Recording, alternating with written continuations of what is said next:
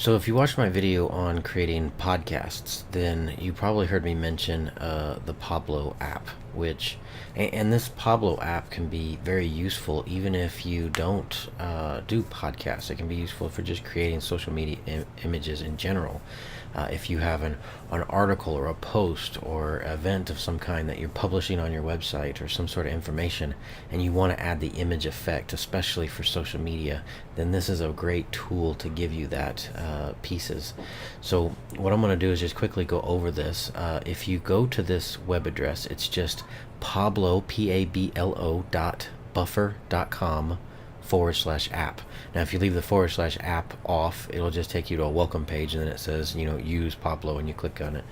So anyway, you end up on a page like this, and you'll see that it has the image and it has some text on here, and you can change the image size. So let's say you wanted a tall image, which works really great for Pinterest. Maybe you need a square image for email or for something else, or if you need for Facebook or Twitter, then it works best if you do a wide format for Facebook or Twitter. They just prefer the wider formats and thinner images. So normally I'm creating my images for Facebook and Twitter. I don't do a lot of stuff in the other stuff. So we'll start with that. Now you have a filter on the background. You can sit there and say none, but see, in some images that washes out the text. Of course, we can always change the color of the text. Of course, again, sometimes there's enough different colors and shades in an image that doesn't even help. So I'm gonna go ahead and change this back to white. But then you have light contrast, which instantly makes that text pop. You can go to a heavy contrast, but then you're pretty much completely devoid the image. We have a light blur, which that can create a cool effect, kind of. We have a heavy blur, which that you just can't see anything.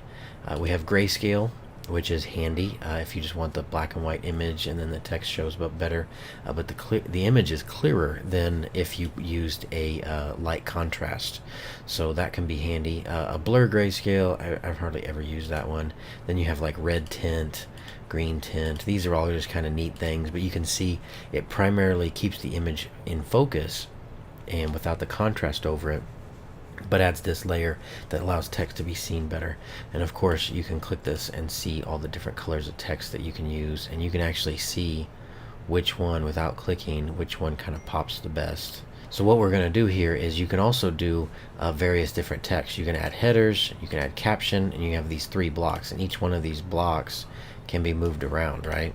So for now, most of the time, I'll just use a couple of blocks. You have quotes here, which I don't ever hardly use those. You can insert a logo or graphic, and all that's neat. Most of the time I'll use the light contrast or the none, depending on what image it is. Now you have this long list of images here, and so like here's one about water, and so you can do that. Here's one of the bridge, here's one that's more water, or no, it's some sort of ice maybe, a city skyline, a cliff. And then you can hit this shuffle, or you can search. They got 60,000 images, or you can actually upload your own image. You can actually go online and just click the upload image button there at the bottom of the image list, and you can upload your own image. If you found an image that you have permission to use, make sure you have permission to use it. But you can also see we have this reposition function.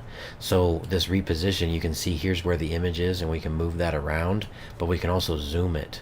So sometimes just moving an image around and zooming in on it, and then we hit done on that, and then we take this and maybe we move it to right aligned text, and we have it white, and then we can pop this to none, no filter, and see this is more bright and clear, but then the shadow, it keeps the text popping, so you have a really nice image. And so a lot of times what I'll do is maybe it's forgotten gospel, and then a lot of times I remove this and I'll put a caption, and on the caption I'll put like who did it, so that way I can control everything differently. So I can do the forgotten gospel in a different in a different font or a different size. I can add a header. Maybe I'll put the Forgotten Gospel there, and then slap that there. Then maybe we'll do that medium, and we'll do how does Christ's suffering relate to our lives? Something of that sort.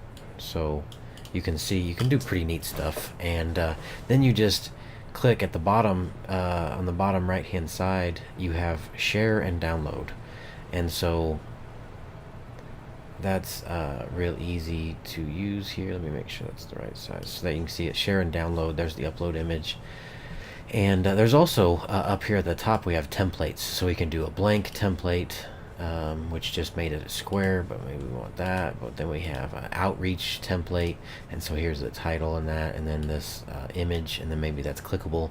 So it does a lot of stuff that you can do. You can upload your own images again, and then we just plug those in as a featured image or an image on a post, and then that goes out when we share that post on Facebook. So it's really important to use those images to kind of grab attention. So you want to pick a good image that matches, put in good text, make sure it's easy to read, use those filters. But you can see just very quickly, just from playing with it, you'll get used to it, and you can make very quick images very effectively. So I hope you enjoyed, and I hope you find that useful, and we'll talk to you later.